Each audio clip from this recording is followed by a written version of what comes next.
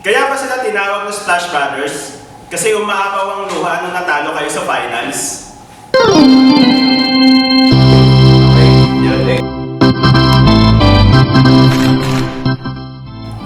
Anong pakiramdam ng mabulilyaso ang 3-1 lead sa finals? Masakit na. Bakit may Kevin Durant pa? Di pa ba yung nakontento sa Big 3 nyo?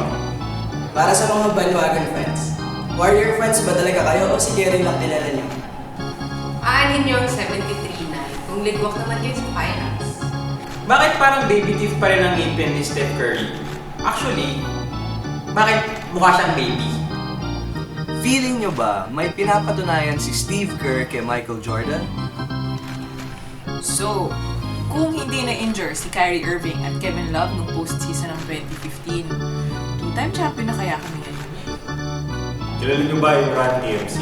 O si Curry lang ang kilala niyo? Baka mas kilala pa namin yung Warriors kasi sa inyo. Becky ba talaga si Draymond Green?